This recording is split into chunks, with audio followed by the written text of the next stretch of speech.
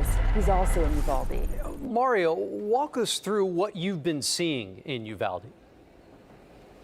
Well, Andy, where I stand is about 4 hours to the west of Houston, and I want to provide everyone back home with some perspective, okay? Because when you drive into Uvalde, immediately when you see the name on the sign for the city or the town, you immediately start to say this is where tragedy took place.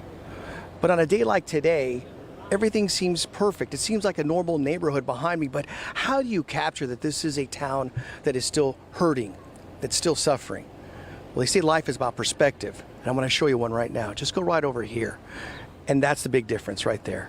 You see 21 crosses in front of an elementary school, 19 symbolic of young children, 2 their instructors, all gunned down at Robb Elementary last year. You can see the school is completely fenced off, and you can see the back building over there where we're told the tragedy was at the center of it.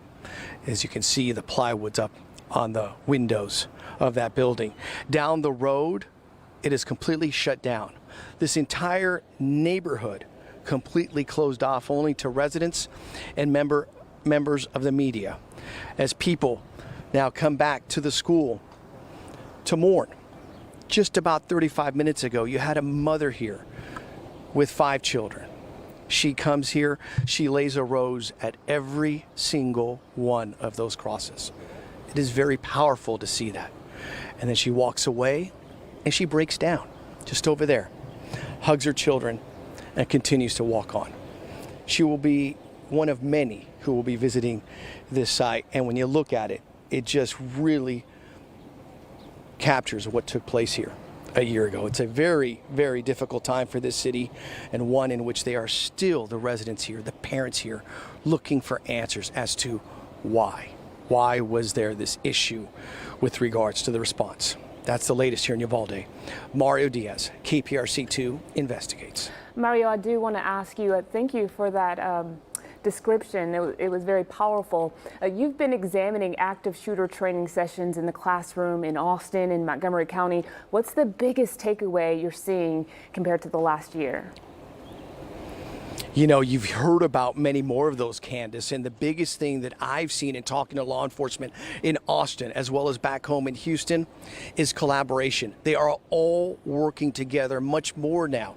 I spoke to a chief for Humble ISD who happens to be the president of the Association of Texas School Districts Police Chiefs, and he says we are strategizing better, we are communicating, we are sharing ideas with one another. Much more conversation is taking place with law enforcement, not only in school districts, for school districts, I should say, but also the community, to avoid active shooting scenarios, to ensure that something like this behind me doesn't happen again.